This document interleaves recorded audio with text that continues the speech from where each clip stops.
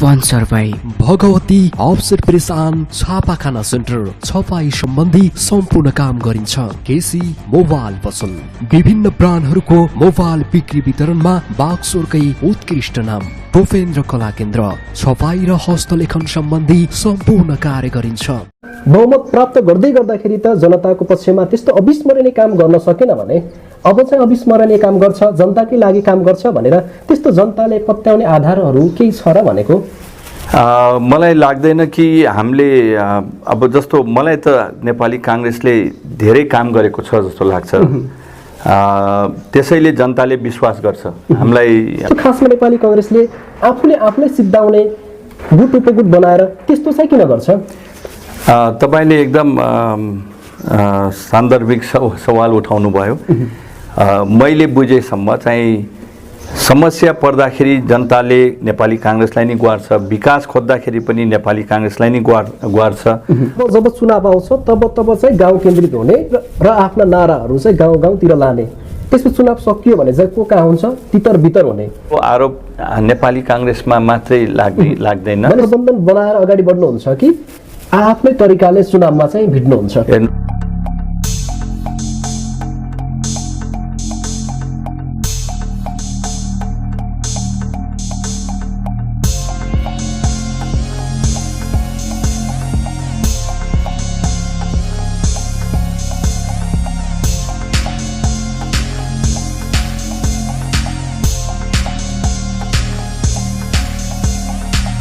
नमस्कार, मध्य पहाड बहसमा स्वागत छ। क्यामेरामा इन्द्र बुढाथोकीसँगै म कमल डागी।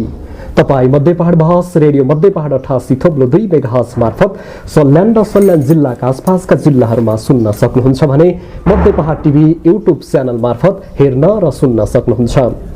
मध्य पहाड बहसमा हामीले जनताको आवाज, जनताको गुनासो शैलीमा सम्बन्धित व्यक्ति, सम्बन्धित निकायसँग प्रश्न सोधेर त्यसको सवाल जवाब खोज्ने प्रयास गर्दछौँ। आज पनि यस्तै सवाल जवाब खोज्ने क्रममा हाम्रो साथमा हुनुहुन्छ संविधान सभा सदस्य एवं नेपाली कांग्रेसका केन्द्रीय सदस्य राजीव विक्रम शाह हुनुहुन्छ। उहाँसँग हामीले बहस अनि छलफल गर्नेछौँ। स्वागत छ हजुरलाई कार्यक्रम मध्य पहाड बहसमा। धन्यवाद भाइ। नेपाली कांग्रेसले चुनाव नजिकै गर्दा घर घर जाउँ कांग्रेस जिताउँ अभियान चलाइरहेको छ र यसै सिलसिलामा हजुर सल्यान जिल्लामा आउनुभएको छ। नेपाली कांग्रेसले देशैभर घर घर जाउँ कांग्रेस जिताउँ अभियान के कारणले सञ्चालन गरिरहेको छ अथवा चलाइरहेको छ, यो विषयमा प्रश्न पारिदिनुहोस् न। खास गरेर नेपाली कांग्रेसको इतिहास हेर्यो भने जनताको लागि 7 सालदेखि नेपाली कांग्रेसले योगदान पुर्याउँदै आइराखेको छ। नेपाली कांग्रेसले को नेतृत्वमा दुईवटा संविधान पनि जनताको माझमा लिएर आएको छ। यो अहिले नयाँ संविधान पनि हाम्रै नेतृत्वमा आयो, शान्ति पनि हाम्रै नेतृत्वबाट कायम भयो र विभिन्न विकासहरू पनि हाम्रो नेतृत्वबाट भए पनि हामीले चाहिँ हाम्रो जनताको माझमा लिएर जान सकेको थिएन। र अब अहिले भर्खर हाम्रो अधिवेशन पनि सक्दाखेरि हाम्रो सभापति र केन्द्रका पदाधिकारीहरूको निर्णयबाट चाहिँ अब चाहिँ नेपाली कांग्रेसलाई चाहिँ गाउँ फर्काउनु पर्यो। चुनावको लागि मात्रै होइन, भनौँ न हामी गाउँ केन्द्रित हुनु पर्यो। गाउँमा नि धेरै मुद्दा हुन्छ, गाउँमै समस्याहरू हुन्छ, गाउँमा हाम्रो पार्टीको बारेमा बुझाउनु पर्छ भनेर यो घर फर्काउँ अभियान सुरु गरेको लक्ष्य हो र त्यही अभियानमा चाहिँ मलाई केन्द्रको प्रतिनिधिको रूपमा चाहिँ मलाई सल्यानमा फर्काएको छ। नेपाली कांग्रेसको इतिहास हेर्ने हो भने 2007 सालदेखि अहिलेसम्मको इतिहास हेर्ने हो भने लामो इतिहास छ र विभिन्न आरोह अवरोह झेल्दै अहिलेसम्म यहाँसम्म आइपुगेको छ। योभन्दा पहिले पनि नेपाली कांग्रेसले बहुमत प्राप्त गरेको धेरै इतिहास छ। 2-3 चोटि इतिहास पढ्ने हो भने बहुमत प्राप्त गरेको छ। त्यति बेला बहुमत प्राप्त गर्दै गर्दाखेरि त जनताको पक्षमा त्यस्तो अविस्मरणीय काम गर्न सकेन भने अब चाहिँ अविस्मरणीय काम गर्छ, जनताकै लागि काम गर्छ भनेर त्यस्तो जनताले पत्याउने आधारहरू केही छ र भनेको मलाई लाग्दैन कि हामीले अब जस्तो मलाई त नेपाली कांग्रेसले धेरै काम गरेको छ जस्तो लाग्छ। त्यसैले जनताले विश्वास गर्छ हामीलाई जिताउँछ। अब जनता पनि को माझमा जस्तो जब समस्या हुन्छ, जस्तो भनौँ न शान्ति चाहियो, जनताले हाम्रै नेतृत्वमा हामीलाई नि गुहार्यो, हाम्रै नेतृत्वमा नेकपा माओवादीलाई पनि संसदीय प्रणालीमा लिएर आयौँ। त्यसपछि कारणवश फेरि नेकपा माओवादीलाई नै जनताले जितायो, तर संविधान दिन सकेन। दोस्रो संविधान सभाको चुनावमा चाहिँ फेरि नेपाली काङ्ग्रेसलाई नै गुहार्यो। 70 सालको चुनावमा हाम्रै नेतृत्वमा सबै पार्टीलाई समेटेर हामीले चाहिँ संविधान देशलाई दिन सक्यौँ।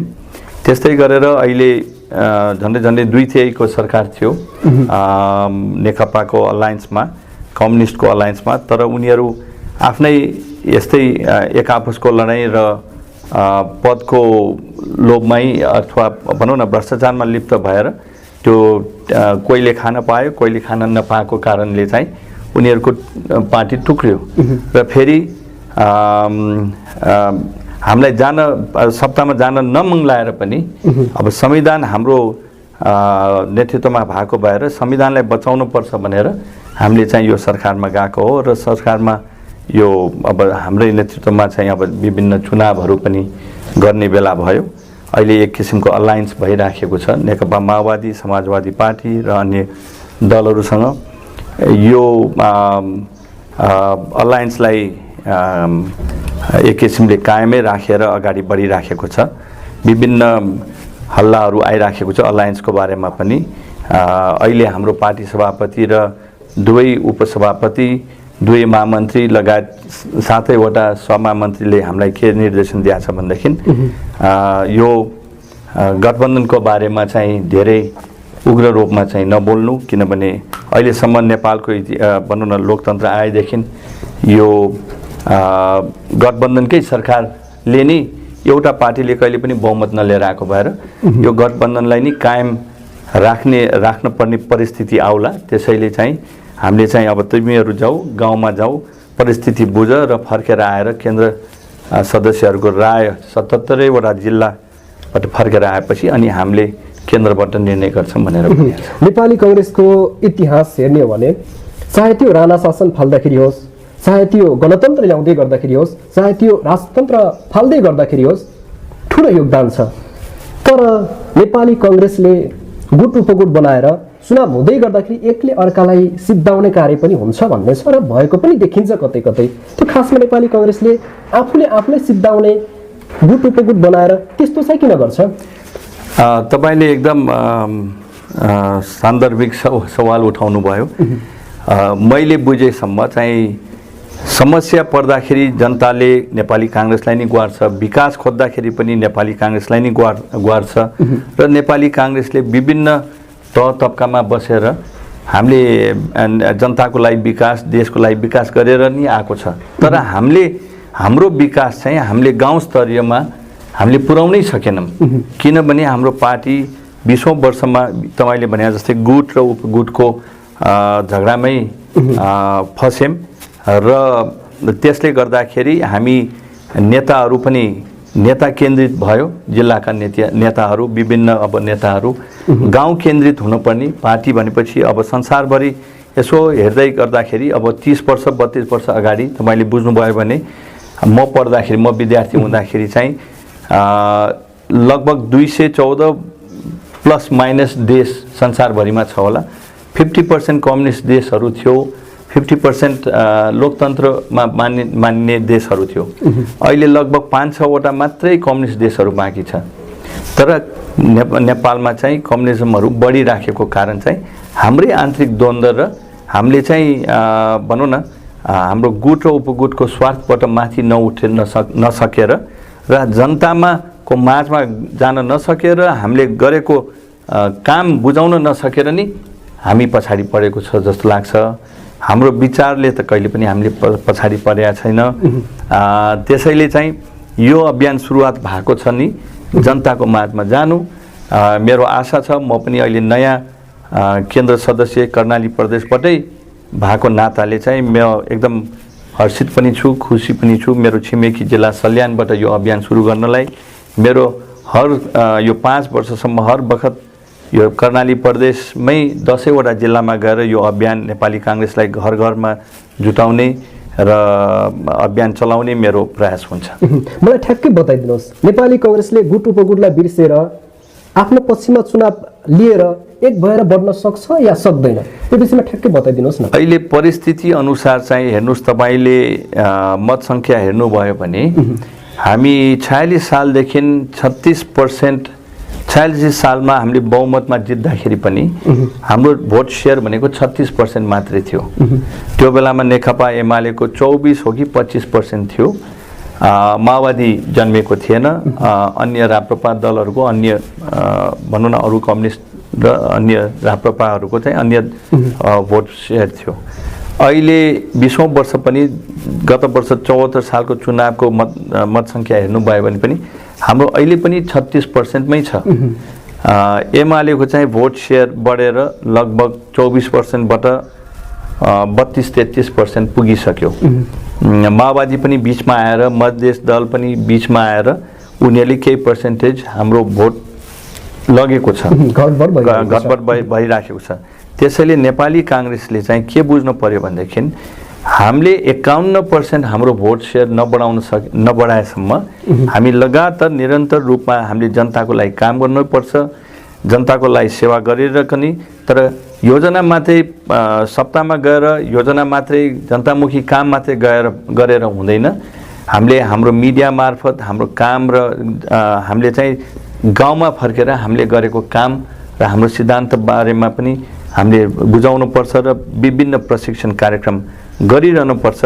अनि मात्रै हाम्रो पार्टी र हाम्रो विचार नेपालमा सफल हुन्छ जस्तो लाग्छ। अब चुनाव नजिक आउँदैछ। चुनाव नजिक आउँदै गर्दाखेरि चुनाव आफ्नो पक्षमा पार्नको लागि, भोट आफ्नो पक्षमा पार्नको लागि र हजुरले भनेको जस्तै भोट बढाउनको लागि, त्यो प्रतिशत बढाउनको लागि नेपाली काङ्ग्रेसले के गर्यो भने चाहिँ भोट बढाउन सक्छ भन्ने लाग्छ हजुरको विचारमा? मलाई लाग्छ नम्बर 1 अहिले माहौल हेर्दाखेरि जनताले भनौँ न, अब हामी धेरै 46 सालदेखि सरकार 6 महिनामा बन्ने, 6 महिनामा बदलिने गर्दाखेरि यो गणतन्त्र हामीले यो 2000 नयाँ संविधान, गणतन्त्रको नयाँ संविधान बखत चाहिँ हामी 74 सालको नयाँ यो पहिलो चुनाव सकेपछि चाहिँ नेकपालाई झन्डै 2 म्यान्डेटै दिएको हो, 5 वर्ष चलाउनु, किनभने धेरै यो सरकारहरू फेरबदल भयो भनेर म्यान्डेट दिएकै थियो। तर अब उनीहरूको नारा अनुसार सुखी नेपाली, समृद्ध नेपाल भनेर नारा लगाउँदाखेरि तर उनीहरूले चाहिँ आफ्नै स्वार्थ र पावर पोलिटिक्समा लिप्त भएर अब कोरोना पनि आयो, विभिन्न समस्याहरू देशमा आयो, भ्रष्टाचार पनि गर्दाखेरि चाहिँ उनीहरूको सरकार टिक्न सकेन र अहिले संविधान को लागू गर्नको निम्ति चाहिँ हामी सरकारमा गएको छौँ।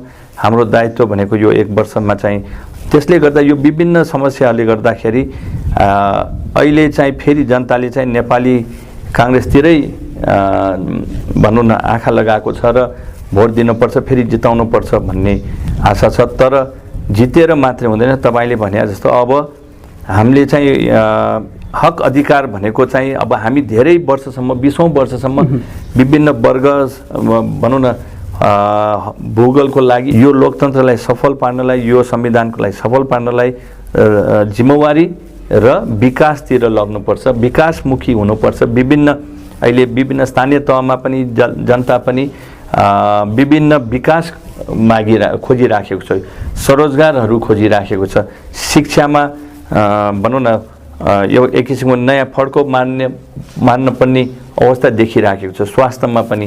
त्यतातिर ध्यान दिएर चाहिँ हामी नेपाली काङ्ग्रेस केन्द्रित भयो भने हामी चाहिँ जनताको मन जितेर फेरि हामी विजय हुन सक्छ जस्तो लाग्छ। जब चुनाव आउँछ तब चाहिँ गाउँ केन्द्रित हुने र आफ्ना नाराहरू चाहिँ गाउँतिर लाने, त्यसपछि चुनाव सकियो भने चाहिँ को कहाँ हुन्छ तितर बितर हुने। यस्तै अवस्थामा तपाईँहरू पनि चाहिँ चुनाव आउँदै गर्दाखेरि चाहिँ राष्ट्र, राष्ट्रियता, लोकतन्त्र भनेर बिपीको नाराहरू चाहिँ गाउँतिर घन्काउने, अरू बेला चाहिँ तपाईँहरू कहाँ हुनुहुन्छ, के हुनुहुन्छ पत्तै हुँदैन।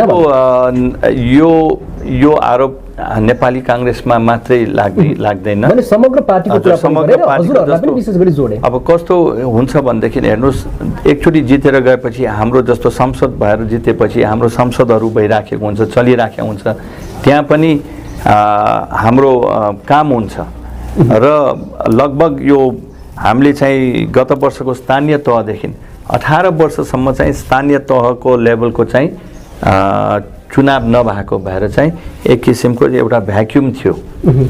तर गत वर्षको चुनाव स्थानीय तहको पहिलो चुनाव भएदेखि र प्रदेशको चुनाव पनि भएदेखि यो गाउँको लेभलको यो ग्याप छ, भ्याक्युम छ नि तपाईँले भनेको, त्यो चाहिँ स्थानीय तहकै नेताहरूले चाहिँ फुलफिल गरिराखेको छ। जस्तो हाम्रो विभिन्न पार्टीको आफ्नो आफ्नो संयन्त्र छ नि, टोलदेखि वडा लेभलदेखि जिल्लादेखि प्रदेश लेभलमा त हाम्रो आफ्नो आफ्नो प्रतिनिधिहरू छ। उनीहरूले आफ्नो आफ्नो राम्रोसँग काम गरिराख्यो भने टाइममा सभासदहरू पनि फर्के। सभासदहरू सधैँ गाउँमा आएर काम गर्न सक्दैन, त्यो सधैँ यहाँ बस्यो भने फेरि त्यतातिर बजेट र योजना फुस्किन्छ, हामीले चाहिँ पोलिसी बनाउनु पर्छ, त्यतातिर पनि दायित्व हुन्छ। अब काम भनेको सबैले आफैले गर्छु भनेर पनि सकिँदैन। तर जसरी स्थानीय चुनाव हुँदै गर्दाखेरि होस् वा केन्द्र प्रदेशको चुनाव हुँदै गर्दाखेरि होस्, जसरी कार्यकर्ताहरू सक्रिय बनाइन्छ त्यसरी कार्यकर्ताहरू सक्रिय बनाउन नसक्नु हजुरहरूको त्रुटि पनि त हो नि? होइन, अब चुनावको बेलामा त अफकोर्स सबै पार्टीले चाहिँ आफ्नो कार्यकर्ताहरूलाई सक्रिय बनाउँछ, योजना लिएर आफ्नो भिजन र मिसन लिएर गाउँ जाऊ भन्छ। सधैँ त्यो परिस्थिति हुँदैन, सधैँ अरू बेलामा चाहिँ काम गरिरहेको हुन्छ नि त जनताको लागि। प्रदेश सरकारमा का सांसदहरू प्रदेशतिर लागिरहेको हुन्छ, स्थानीय तहका भनौँ न नेताहरू, मेयर, उपमेयर अथवा गाउँपालिकाको अध्यक्ष भनौँ न उपाध्यक्ष, विभिन्न सदस्यहरू काठमाडौँ नेपालगञ्जतिर त गएर बस्या हुँदैन नि, आफ्नै गाउँपालिका त त्यो भ्याक्युम चाहिँ उनीहरूले फुलफिल गर्नुपर्छ।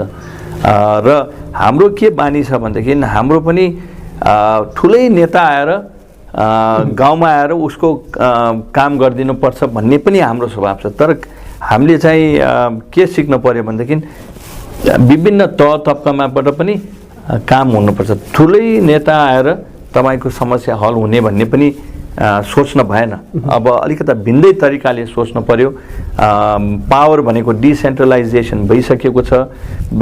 स्थानीय तहमा बाट हल हुने समस्याहरू स्थानीय तहबाट त्यो सकाउनु पर्यो।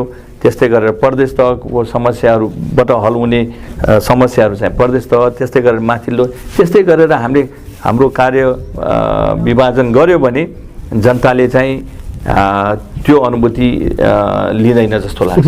अहिले देशमा 5 दलीय गठबन्धनको सरकार छ र प्रधानमन्त्री मुख्य मान्छे भनेको हजुरकै दलको सभापतिज्यू शेरबहादुर देउवा हुनुहुन्छ। यो अवस्थामा गठबन्धन हुन्छ या हुँदैन भन्ने तल्लो स्तरका कार्यकर्ताहरू दुविधामा पनि हुनुहुन्छ। के छ, हजुरहरू गठबन्धन बनाएर अगाडि बढ्नुहुन्छ कि आफ्नै तरिकाले चुनावमा चाहिँ भिड्नुहुन्छ? हेर्नुहोस्, हामीलाई हाम्रो पार्टी सभापति अथवा पदाधिकारीहरूले बैठक बसालेर 77वटा जिल्लामा पठाउँदाखेरि केन्द्र सदस्यहरूलाई प्रतिनिधिको रूपमा पठाउँदाखेरि स्पष्ट रूपमा के भनेको छ भनेदेखि गठबन्धनको बारेमा धेरै चर्को स्वरले क्रिटिसाइज नगर्नु।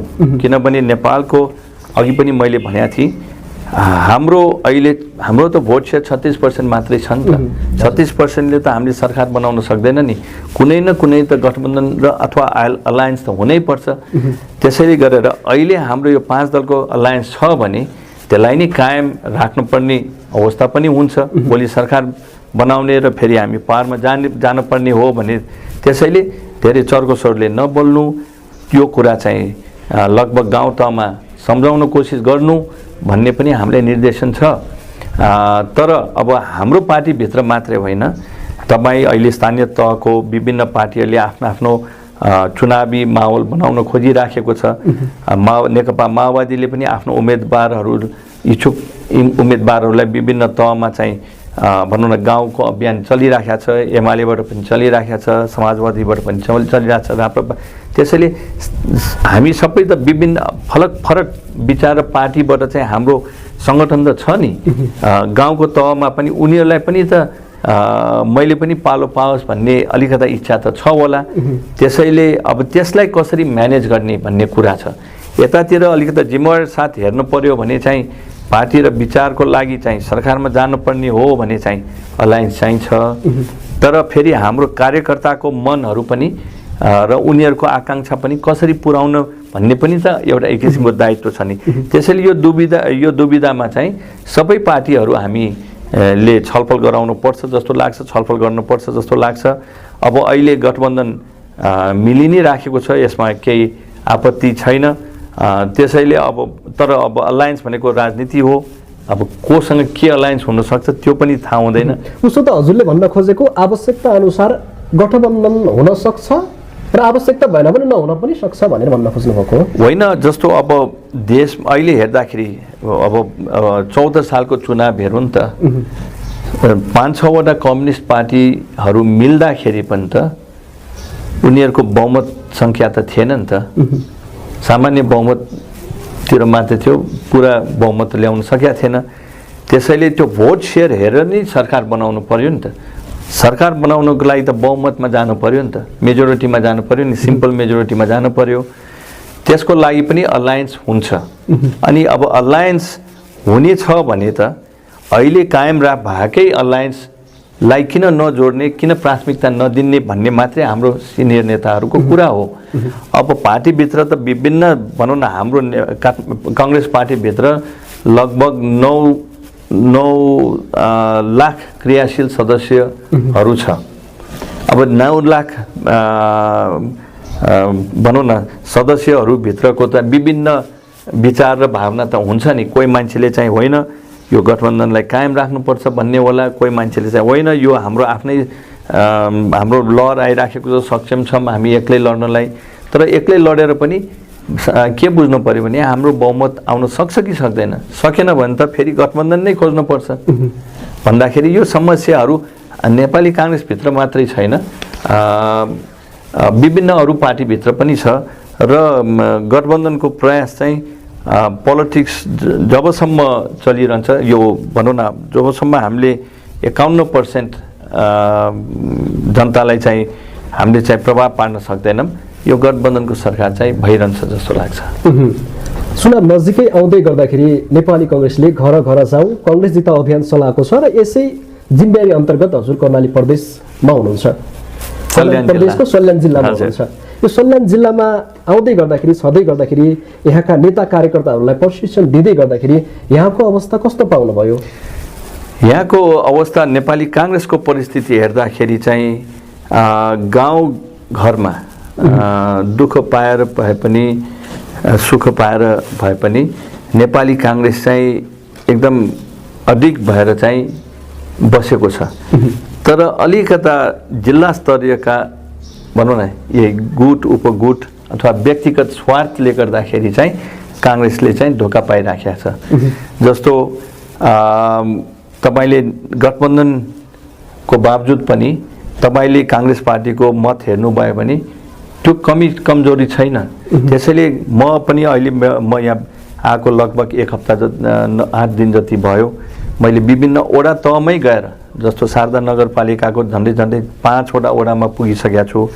हिजो सप्तश्वरीमा पनि म 2टा 1 र 2 नम्बर वडामा गएको छु। आज मेरो अभियान चाहिँ यही बागचोर नगरपालिकामा छ। त्यसरी यसो हेर्दाखेरि नेपाली काङ्ग्रेस आम कार्यकर्ता अथवा वडा लेभलका नेपाली काङ्ग्रेसका साथीहरूले चाहिँ यहाँका सल्यान जिल्लाका नेताहरू एक होस् भन्ने ठुलो आकाङ्क्षा छ।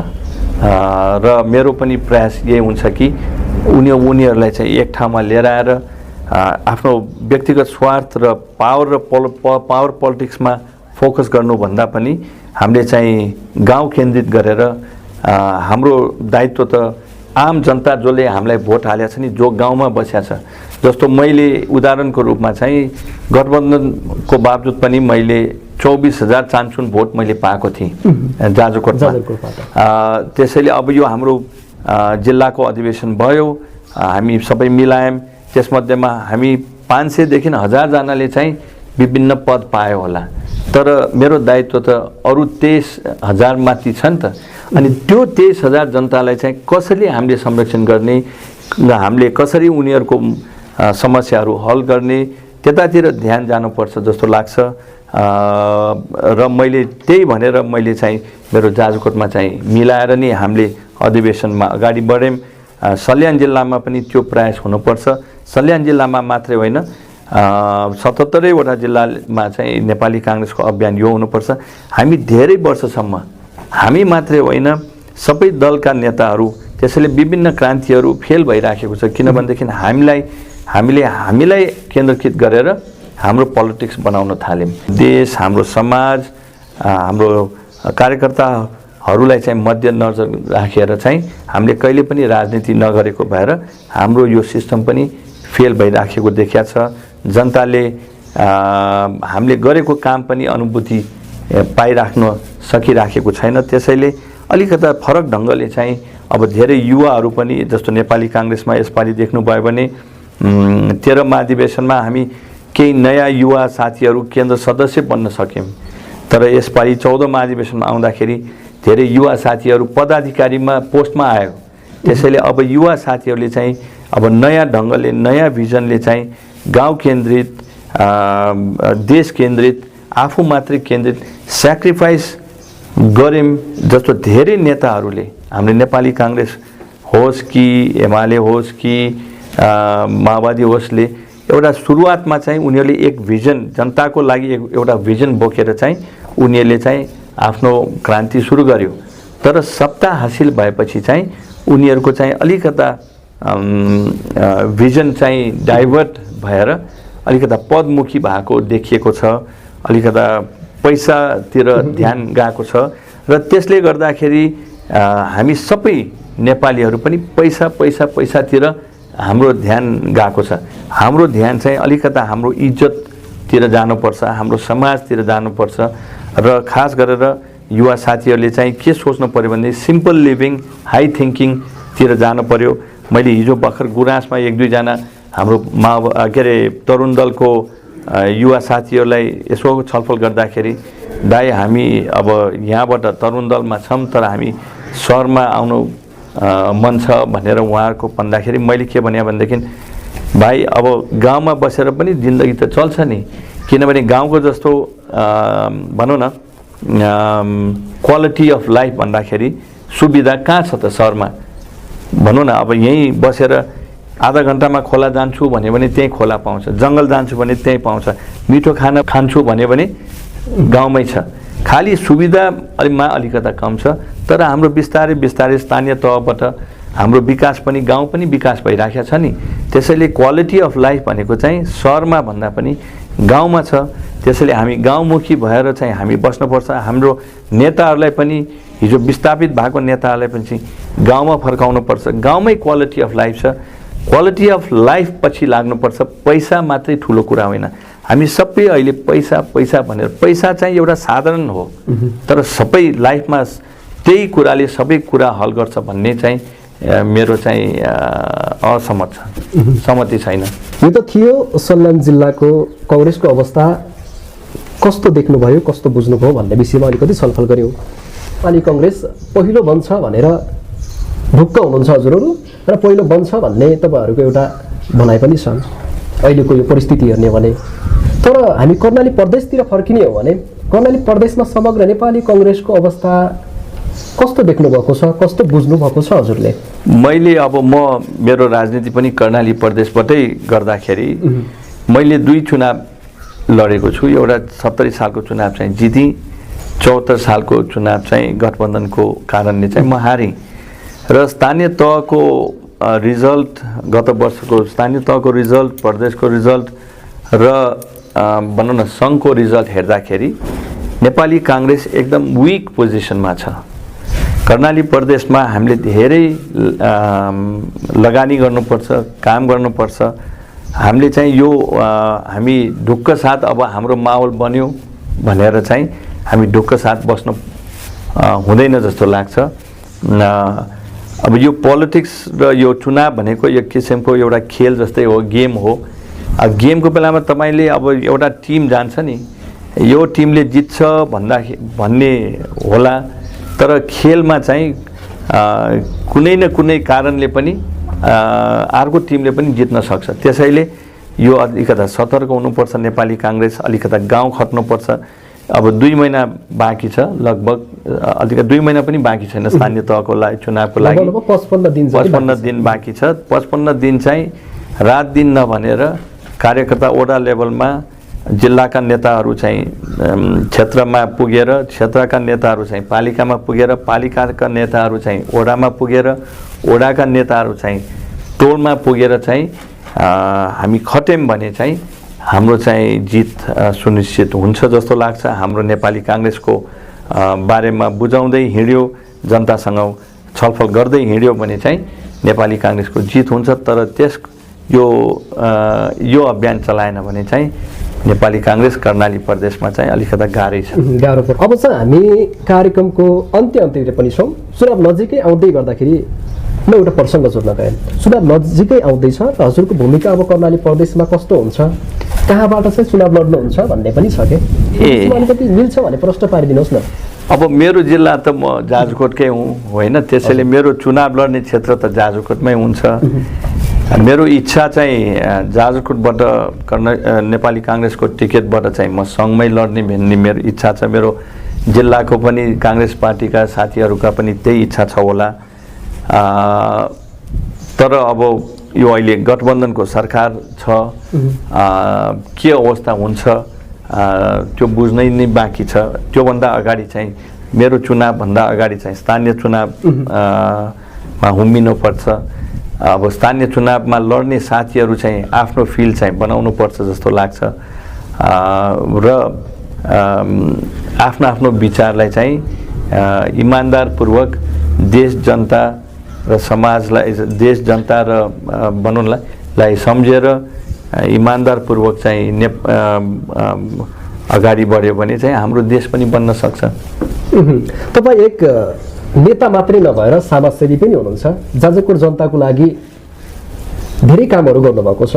कोभिडको बेला पनि लगभग 1 करोडको सामग्रीहरू सहयोग गर्नुभएको थियो। त्योभन्दा पहिले एउटा हस्पिटल पनि चलाइरहनु भएको छ। समाजसेवी व्यक्ति हुँदाहुँदै पनि जाजरकोटबाट तपाईँले 2074 सालको चुनाव हार्नुभयो। खास के कारणले हारियो चुनाव जस्तो लाग्छ? अब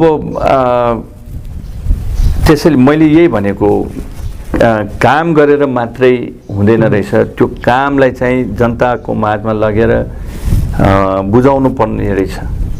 खास गरेर हाम्रो पिछडेको भेगतिर चाहिँ अलिकता बुझ्नलाई चाहिँ समय लाग्दो रहेछ। त्यसैले अब पोलिटिक्स भनेको आजै आउँ आजै खाउँ भन्ने पनि होइन, यो लामो यात्राको गेम हो। त्यसैले धैर्यता भएर आफ्नो जनतालाई सेवा गर्दै गयो भने चाहिँ एक न एक दिन चाहिँ जनताले चाहिँ नेतालाई चिन्छ होला। अब चिन्ने अवस्था पनि भइराखेको छ मेरो। जस्तो तपाईँले भन्नुभयो, अब हस्पिटल चाहिँ मेरो सम्पन्न भएको छैन, अहिले हुन लागेको छ। किनभने होइन, इन्फ्रास्ट्रक्चर त बनिसकेको छ, खालि चलाउने कोले भनेर एउटा संस्था खोज्दै थिए। त्यो संस्था पनि अहिले भेटाएको छ।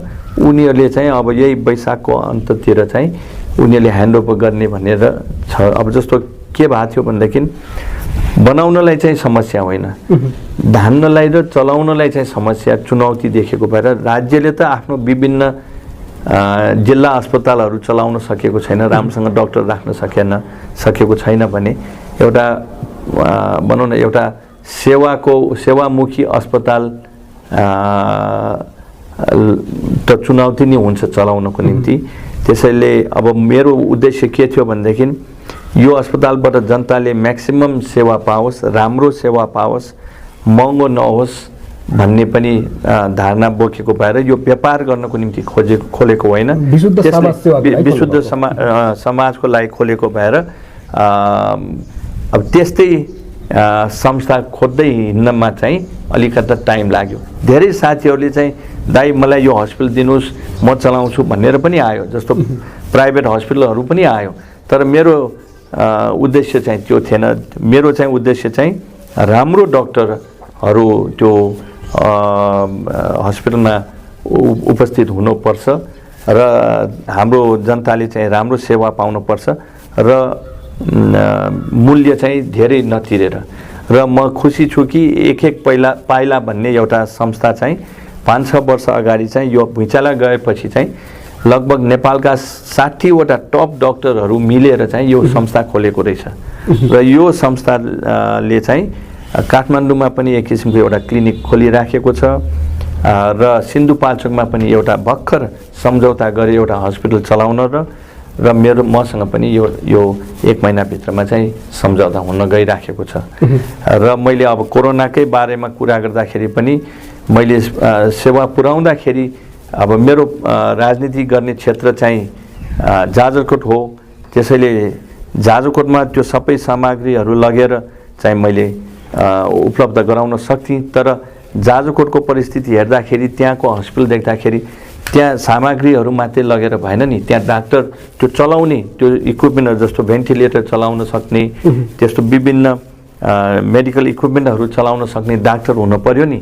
त्यसैले नभएको कारणले चाहिँ अब 10वटा जिल्लालाई चाहिँ त्यो सुविधा होस्, कोरोनाले चाहिँ आक्रमित नहोस् भनेर चाहिँ मैले सुर्खेत जिल्लाको क्षेत्रीय अस्पतालमा चाहिँ दिएको थिएँ र 5वटा आइसियु बेड, एउटा भेन्टिलेटर सहित भनौँ न मेरो भनौँ न मेरो मार्फत चाहिँ मैले अनुदान कोरोना कालमा चाहिँ लगभग 1 करोड बढीको चाहिँ सहयोग गर्नुभएको थियो। लगभग 2-3 लाखको 10वटा जिल्लामा चाहिँ मैले यो अक्सिजनेटर लगायत भनौँ न बेड सामग्रीहरू चाहिँ अरू अन्य बेडहरू चाहिँ मैले त्यही अस्पतालमा छोडिदिएको थिएँ। सत्तामा छन्जेल होस् या सत्ताभन्दा बाहिर हुँदा होस्, जति बेला पनि समाज सेवामा लागिरहनु भएको छ।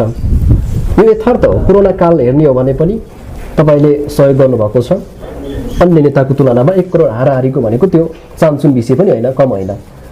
र यति मात्र होइन, जाजरकोट जिल्लालाई एउटा पिछडिएको जिल्लालाई स्वास्थ्यको क्षेत्रमा पहुँच पुर्याउनको लागि हस्पिटल पनि सञ्चालन गर्दै हुनुहुन्छ।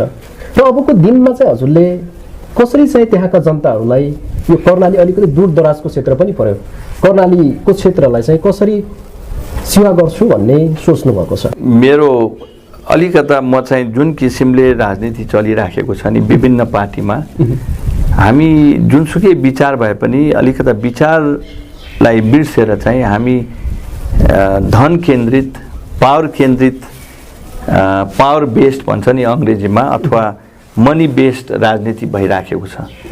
त्यसलाई चाहिँ अलिकता चेन्ज गर्न चाहन्छु। मेरो यो अभियान म घर घर जाउँ अभियानमा अथवा गाउँ जाउँ अभियानमा चाहिँ म सकेसम्म म चाहिँ जिल्लामा जाँदाखेरि म खलङ्गामा मात्रै बस्दिनँ, म वडा तहमै पुग्छु। मेरो जिल्लामा लगभग 77वटा वडा छ, तर मैले लगभग मेरो राजनीतिक कालमा त्यहाँ नजन्मे पनि म लगभग 74वटा वडामा पुगिसकेको छु होला। त्यसैले मैले चाहिँ म जनतासँगै मेरो इन्टरेक्सन हुन्छ र जनतालाई नि भनौँ न मेरो सेवा पुर्याउँदाखेरि चाहिँ अलिकता अब विभिन्न कुरामा चाहिँ जनताहरू प्रभावित पर्दो रहेछ के। जस्तो अहिले अब क्रान्तिको नाममा विभिन्न चन्दा वसुली राखेको पनि देखिराखेको छ। अनि युवाहरू चाहिँ धेरै सजिलोसँग उनीहरूसँग प्रेरित हुँदो रहेछ, किनभने काम नगरिकन उनीहरूले भनौँ न काम गरिरहनु पाउँदो रहेछ। तर लाइफमा चाहिँ के बुझ्नुपर्छ भनेदेखि सधैँ यस्तो स्थिति हुँदैन। माथि जानुपर्ने हो भने चाहिँ कष्ट गर्नै पर्छ, त्याग्नै पर्छ र सिम्पल लिभिङ, हाई थिङ्किङ। गाउँमा पनि त लाइफ त चल्छ नि, गाउँमा बाँच्नलाई चाहिँ धेरै पैसा चाहिँदैन, सामान्य सिम्पल लिभिङले पनि चल्छ। त्यतातिर म चाहिँ ध्यान दिन भनौँ न ध्यान केन्द्रित गरिकन चाहिँ भनौँ न अलिकता पोलिटिक्स चाहिँ चेन्ज गर्न मेरो इच्छा चाहिँ छ। उसो त हजुरले भन्न खोजेको, हजुर चाहिँ चाहे पदमा हुँदा होस् चाहे पदमा नहुँदा होस् समाज सेवा भन्ने कुरा चाहिँ निरन्तर चलिरहन्छ भनेर भन्न खोज्नु भएको? पोलिटिक्स भनेको नि खास गरेर सेवा नै हो। तर कोही धेरै व्यक्तिहरूले चाहिँ तपाईँले ठ्याक्क भन्नुभयो अन्तमा चाहिँ पोलिटिक्स भनेको चाहिँ सेवा हुनुपर्ने, तर पेसाको रूपमा लिँदाखेरि चाहिँ हाम्रो राजनीति बिग्रिराखेको छ। र सिम्पल कुरा गर्दाखेरि चाहिँ अब राजनीति चाहिँ सेवाको रूपमा लिन पर्यो, पेसाको रूपमा होइन। त्यो सबै मान्छेहरूले चाहिँ त्यो बुझेर जान्ने हो भने चाहिँ हाम्रो देश पनि बन्छ र जनताले पनि सेवा पाउँछ। हामी कार्यक्रमको अन्त्यतिर पनि छौँ। मैले केही सोध्न छुटाएका कुरा र हजुरलाई केही भन्नु लागेको त्यस्तो केही छ भने बताउन सक्नुहुन्छ? पहिला प्रथम भाइलाई मेरो धेरै धेरै धन्यवाद। मलाई थाहा छ कि यस्ता रेडियो एउटा नगरपालिका स्तरीयमा चलाउन अत्यन्त गाह्रो छ। यहाँ स्पोन्सरसिपहरू पनि पाउँदैन, त्यही पनि तपाईँहरू लागिरहनु भएको रहेछ। त्यो पनि एक किसिमको एउटा अभियान हो, यो पनि एउटा किसिमको सेक्रिफाइस हो। तर एउटा शुद्ध भावनाले त्यो चलाउनुहोस्, देश र जनताको निम्ति चलाउनुहोस्। र त्यो भएपछि चाहिँ तपाईँको पनि सपना पुरा हुन्छ होला। र मेरो शुभकामना छ सबै जनतालाई। र यो हाम्रो स्थानीय तहको चुनाव हुँदैछ, असल प्रतिस्पर्धा होस् र जित्न पर्ने व्यक्तिले चाहिँ जितोस् भन्ने मेरो शुभकामना छ। महत्त्वपूर्ण समय र विचारको लागि हजुरलाई धेरै धेरै धन्यवाद। धन्यवाद। उहाँ हुनुहुन्थ्यो संविधान सभा सदस्य, नेपाली कङ्ग्रेसका नेता, केन्द्रीय सदस्य राजीव विक्रम शाह हुनुहुन्थ्यो। उहाँसँग हामीले बहस अनि छलफल गऱ्यौँ। मध्य पहाड बहसको लागि छुट्याइएको समय सकिसकेको छ। क्यामेराबाट इन्द्र बुढाथोकीसँगै म कमल डाँगी पनि बिदा हुन्छु। रेडियो मध्य पहाड टिभी सुन्दै र हेर्दै गर्नुहोला। नमस्कार।